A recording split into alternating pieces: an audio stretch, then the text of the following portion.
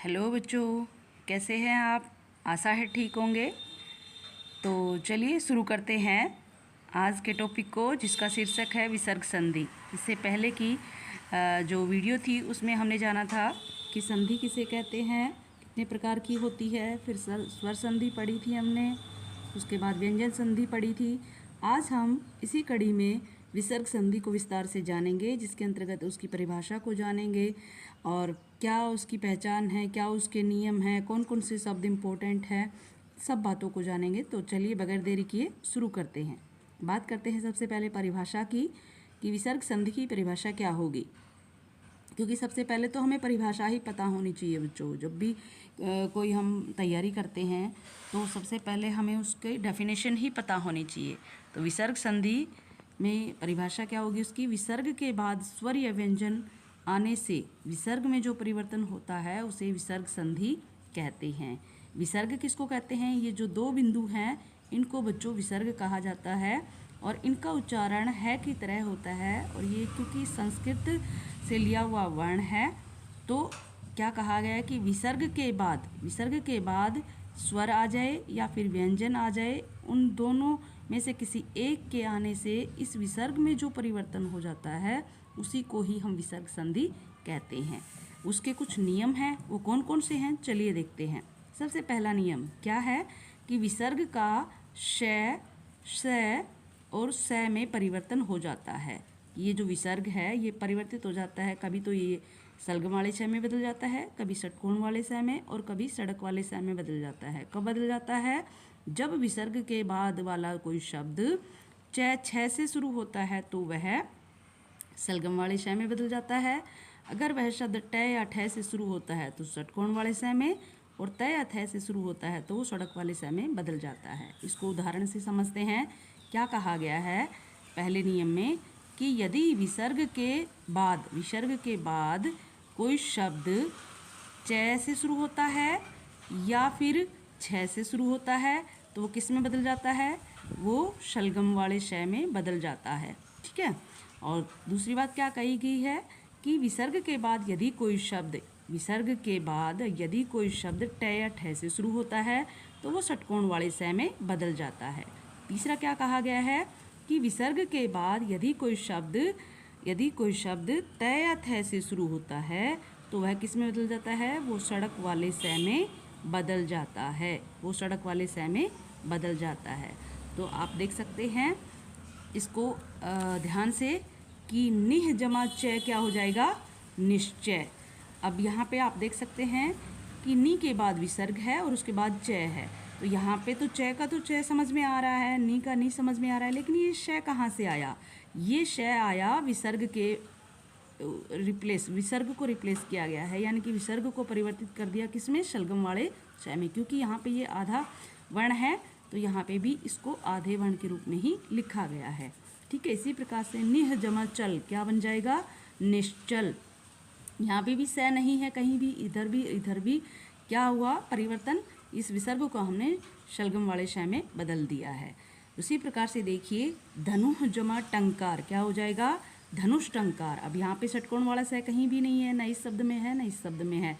तो ये षटकोण वाला स कैसे आया? विसर्ग के बाद से कोई जो शब्द है वो ट से शुरू हो रहा है तो वह ट या ठ से जब शुरू होता है तो वो षटकोण वाले स में बदल जाता है। यही कारण है कि ये विसर्ग षटकोण वाले स में बदल गया है। अगला देखिए निह जमा ठुर क्या हो गया? निष्ठुर। यहाँ पे भी क्योंकि ये ठ से शुरू हो रहा है ये शब्द, तो इस प्रकार से कहा गया है कि ये ट या ठ से शुरू होता है तो वो षटकोण वाले श में बदल जाता है। इसी प्रकार से नीचे वाले देखिए निह जमा तेज क्या हो जाएगा? निस्तेज। अब यहाँ पे भी स कहीं नहीं है, ये विसर्ग की जगह हमने इस सड़क वाले स को लिया है पहले नियम के अनुसार। इसी प्रकार से ये सारे नियम लागू होंगे, शब्दों को देख लेना। ये बच्चों व्यंजनों की बात की गई है। क ख के विषय में क्या कहा गया आगे पढ़ेंगे। प फ के विषय में क्या कहा गया आगे पढ़ेंगे। अभी इन तीन ये जो 6 वर्ण हैं इनकी बात की गई है कि अगर कोई जो शब्द है वो च छ से शुरू होता है, ट ठ से शुरू होता है, त थ से शुरू होता है तो वो बदल जाते हैं, स में बदल जाते हैं। और कौन से शय में, या तो शलगम वाले शय में, या सड़क वाले शय, षटकोण वाले शय में, या सड़क वाले शय में परिवर्तित हो जाते हैं। और हम देख ही रहे हैं ये शलगम वाला शय है, इधर ये षटकोण वाला शय है, और बाद में फिर ये सड़क वाले शय में बदल जाते हैं, क्योंकि यहाँ पे तय से शुरू हो रहे हैं, यहाँ पे ठ से शुरू हो रहे हैं, और यहाँ पे च और छ से शब्द शुरू हो रहे हैं विसर्ग के बाद। दूसरा नियम क्या कहता है बच्चों?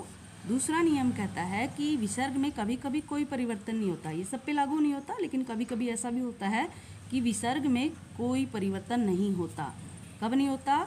यदि विसर्ग के बाद सड़क वाला शय आ जाए या शलगम वाला शय आ जाए, यानी शय आ जाए, तो विसर्ग में कोई परिवर्तन नहीं होता। जैसे दुह जमा शासन, क्या बन जाएगा? दुशासन। दुह जमा साहस, दुस्साहस। निह जमा संकोच, निसंकोच। निह जमा संतान, निसंतान। तो इसमें हम विसर्ग के साथ ही उस शब्द को लिख देंगे। और इसके अलावा इस तरीके से भी हम लिख सकते हैं, ये भी सही है और ये भी सही है, दोनों तरीके सही हैं। तो आप देख सकते हैं सभी शब्दों में विसर्ग के बाद से शुरू हो रहे हैं। ये शलगम वाले से शब्द शुरू हो रहा है, ये सड़क वाले से शब्द शुरू हो रहा है। तो जो दूसरी तरफ का जो स है, यानी कि विसर्ग के बाद दूसरी तरफ का जो स है, उसी को ही विसर्ग की जगह हम लिख देते हैं जब हम इसकी संधि करते हैं। तो ये ध्यान रखना है, ऐसे भी लिख सकते हैं और ऐसे भी लिख सकते हैं। क्या कहा गया है? विसर्ग के बाद यदि कोई शब्द स से शुरू होता है तो वो विसर्ग की जगह हम उस दूसरे शब्द जो स आया है उसी को ही लिख देते हैं आगे। इसी का ही दूसरा नियम क्या है? जो दूसरा नियम है उसी का ही सब भाग, उपभाग या सब पार्ट क्या है? विसर्ग के बाद यदि कै ख आ जाए या फिर पै फै आ जाए, व्यंजन आ जाए, तो विसर्ग में तब भी कोई परिवर्तन नहीं होता है। जैसे एग्जाम्पल से देखिए कि रज जमा कण क्या हो जाएगा? रजकण। पय जमा पान, पयपान। अंतः जमा करण, अंतकरण। प्रातः जमा काल, प्रातःकाल। अंतः जमा पुर, अंतपुर। दुह जमा ख, दुख। तो यहाँ पर ये आप देख रहे हो, ये सारे संस्कृत के शब्द लग रहे हैं और संस्कृत शब्दों में ही विसर्ग संधि करते हैं, और इन शब्दों को हम वैसे के वैसे ही लिख देते हैं। तो ये कैसे शुरू हो रहे हैं, है ना? विसर्ग के बाद क्या कहा गया है कि विसर्ग के बाद या तो कैसे कोई शब्द शुरू हो, या फिर ख से कोई शब्द शुरू हो, या फिर पै से कोई शब्द शुरू हो, या फै से कोई शब्द शुरू हो। कै ख पै फै से कोई शब्द शुरू होता है तो जब उसकी हम संधि करते हैं तो उसको वैसा का वैसा ही लिख देते हैं, कोई परिवर्तन उसमें नहीं करते हैं। ये दूसरे नियम का सब नियम दूसरा कहता है। इसके बाद विसर्ग संधि का जो दूसरा नियम है उसी का ही तीसरा सब नियम क्या कहता है कि यदि विसर्ग से पहले, यदि विसर्ग से, ये विसर्ग लगे हुए हैं, विसर्ग से पहले वाले जो शब्द हैं या वर्ण हैं उनमें ई या उ हो, स्वर हो, तो विसर्ग का षटकोण वाले स में परिवर्तन हो जाता है। क्या कहा गया है समझिए, देखिए उदाहरण से कि यदि विसर्ग से पहले वाले जो शब्द हैं या वर्ण हैं उनमें अगर ई लगा हो या फिर उ लगा हो। अब देखिए ये नए वर्ण है, न के ऊपर ई की मात्रा लगी हुई, छोटी ई की। यहाँ पे भी न के छोटी की मात्रा है, यहाँ पे भी न के छोटी की मात्रा है, यहाँ पे भी न के छोटी की मात्रा है, और यहाँ पे भी छोटे ऊ की मात्रा है, छोटे ऊ की मात्रा है, यहाँ पे भी ऊ की मात्रा है। या तो ई की मात्रा हो या फिर ऊ की मात्रा हो। विसर्ग से पहले ई की मात्रा हो या फिर ऊ की मात्रा हो तो विसर्ग किस में बदल जाता है? ये किस में बदल जाता है? षटकोण वाले स में बदल जाता है। आप देख सकते हैं षटकोण वाले स में सभी आ रहे हैं। ये ई है और ये ऊ है, उसके बाद विसर्ग है, तो विसर्ग किस में बदल गया? षटकोण वाले श में, क्योंकि यहाँ पे ये आधा वर्ण है इसलिए यहाँ पे षटकोण वाला श कैसा आएगा? आधा ही आएगा। निह जमा कपट क्या आ जाएगा? निष्कपट आ जाएगा। निह जमा कलंक क्या आ जाएगा? निष्कलंक आ जाएगा। निह जमा पाप क्या आ जाएगा? निष्पाप आ जाएगा। तो इस प्रकार से है ये। आगे देखिए तीसरा नियम, विसर्ग संधि का तीसरा नियम क्या कहता है कि यदि विसर्ग से पहले ए हो, यदि विसर्ग से पहले, ये विसर्ग है, इससे पहले वाला जो शब्द है उसमें ए हो। अब ए कैसे होता है? हमें पता है हर शब्द में ए मिला हुआ होता है। जैसे ध है, ध में ए मिला हुआ होता है। ओ की मात्रा नहीं लगी, न ऊ की मात्रा लगी है, न आई की मात्रा लगी है, कोई मात्रा नहीं लगी। यानी कि जिस शब्द में आखिरी जो वर्ण होता है उसमें कोई मात्रा नहीं लगी हुई होती, उसमें ए मिला हुआ होता है। तो क्या कहा गया है? यदि विसर्ग से पहले ए हो और उसके बाद वाला कोई घोष व्यंजन आ जाए, इधर ए हो, विसर्ग से पहले ए हो और विसर्ग के बाद वाला जो शब्द है उसमें कोई घोष व्यंजन आ जाए। अब घोष व्यंजन क्या होते हैं? घोष व्यंजन बच्चों जो हमारी जैसे ये व्यंजन हैं, इन व्यंजनों में तीसरा, चौथा और पांचवा जो व्यंजन होते हैं ये घोष व्यंजन होते हैं, यानी कि इनको बोलने में हमारी जो स्वर तंत्री है वो ज़्यादा कंपित होती है, ज़्यादा कंपन करती है, इससे स्वर भारी हो जाता है, तो उसको हम घोष व्यंजन बोलते हैं या फिर सहघोष भी बोलते हैं। तो हमें ध्यान होना चाहिए कि तीसरा, चौथा और पांचवा जो वर्ण है प्रत्येक वर्ग का, हर एक वर्ग का, हर एक लाइन का तीसरा, चौथा जो पांचवा वर्ण है वो घोष व्यंजन होता है। तो कहा गया है कि ए विसर्ग से पहले ए हो और विसर्ग के बाद इनमें से कोई भी वर्ण आ जाए, उससे शुरू होने वाला कोई शब्द है तो वो क्या हो जाता है? वह विसर्ग, ये जो विसर्ग है ये ओ में परिवर्तित हो जाता है। जैसे मनः जमा योग क्या हो जाएगा? मनोयोग। तो ये न के ओ की मात्रा कैसे आई?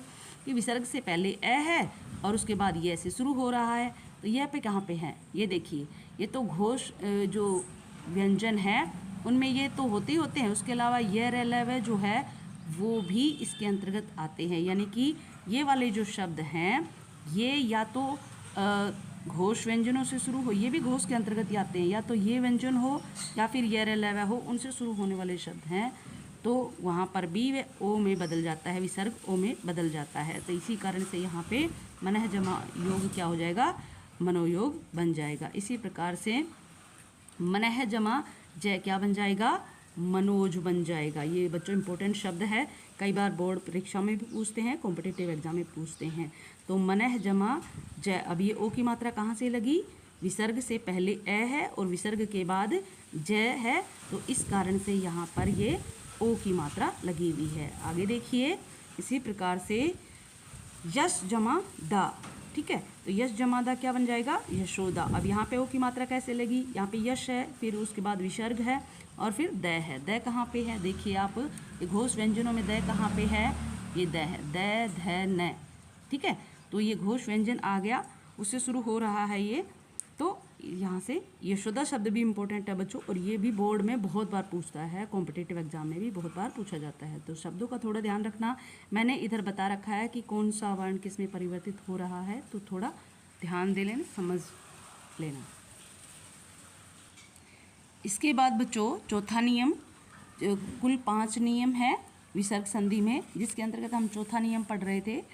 तो इसमें क्या कहा गया है? इसमें कहा गया है कि ए और आ को छोड़कर कोई भी स्वर विसर्ग से पहले आ जाए और उसके बाद तीसरा वर्ण, चौथा वर्ण या पांचवा वर्ण या फिर ये रेलवे आ जाए तो विसर्ग का रे बन जाता है। कैसे है समझते हैं उदाहरण से, कि क्या कहा गया है कि ए और आ को छोड़कर कोई भी स्वर विसर्ग से पहले, सबसे पहली बात क्या है कि विसर्ग से पहले हमें देखना है, विसर्ग से पहले आ और ए को छोड़ करके कोई भी स्वर आ जाता है इधर और उसके बाद विसर्ग है, विसर्ग के बाद तीसरा, चौथा, पांचवा यानी कि इन वर्णों में से कोई वर्ण आ जाता है या फिर यह रे लेवे आ जाता है, तो वह जो विसर्ग है वो रे में परिवर्तित हो जाता है। जैसे देखिए, दुह जमा भाग्य क्या बन जाएगा? दुर्भाग्य। अब यह भाग्य का तो भाग्य लिख दिया, दू का दू लिख दिया। अब ये रे ऊपर कहाँ से आया? ये विसर्ग ही रे में परिवर्तित हो गया। कब परिवर्तित हो गया? जब इधर विसर्ग से पहले ए और आ को छोड़कर कोई भी स्वर हो। अब ये देखिए, द में ऊ की मात्रा लगी हुई है, यहाँ पे न के ई की मात्रा है, यहाँ पे द के ऊ की मात्रा है, यानी कि ई की, इन सब में ई की, ये ऊ की, ये ई की, ये ऊ की लगी हुई है, ठीक है। तो क्या कहा गया है कि ए और आ को छोड़कर कोई भी स्वर इधर आ जाए, उसके बाद विसर्ग आ जाए और उसके बाद तीसरा, चौथा और पांचवा वर्ण आ जाए या फिर ये वैसे कोई शब्द शुरू हो, तो वह जो विसर्ग है, ये वाला जो विसर्ग है, ये किस में परिवर्तित हो जाता है? ये रे में परिवर्तित हो जाता है, ये रे में परिवर्तित हो जाता है, ये रे में परिवर्तित हो जाता है। कई बार ये रेफ वाले रे में लग जाता है और कई बार ये अपने संपूर्ण रूप में भी लगता है, पूर्ण रूप में भी लगता है, तो आप देख सकते हैं, ठीक है। तो जैसे निह जमा जर क्या हो जाएगा? निर्झर। दुह जमा गुण क्या हो जाएगा? दुर्गुण। निह जमा यात क्या हो जाएगा? निर्यात हो जाएगा। तो ये चौथा नियम है, समझ लेंगे इसको अच्छे से। पांचवा नियम क्या कहता है? पांचवा नियम, लास्ट नियम क्या कहता है? यदि विसर्ग के बाद रै व्यंजन हो, यदि विसर्ग के बाद, पहले तो हमें क्या देखना है? रै व्यंजन विसर्ग देखना है। उसके बाद कोई शब्द रै से शुरू हो रहा हो तो विसर्ग का लोप हो जाता है। पहली बात तो ये खत्म हो जाता है। दूसरा परिवर्तन क्या आता है कि जो यह इधर हर्ष स्वर है, यानी कि छोटा जो स्वर है वो बड़े स्वर में बदल जाता है, दीर्घ स्वर में दीर्घ मतलब बड़ा, हर्ष मतलब छोटा, कि इधर किसी भी तरह की मात्रा छोटी लगी हुई है तो वो बड़ी मात्रा में बदल जाता है। कब बदल जाता है? जब विसर्ग के बाद कोई शब्द रै से शुरू हो रहा हो। इसी कारण से यहाँ पे निरोग शब्द है, निह जमा रोग, तो यहाँ पे क्या बन जाएगा?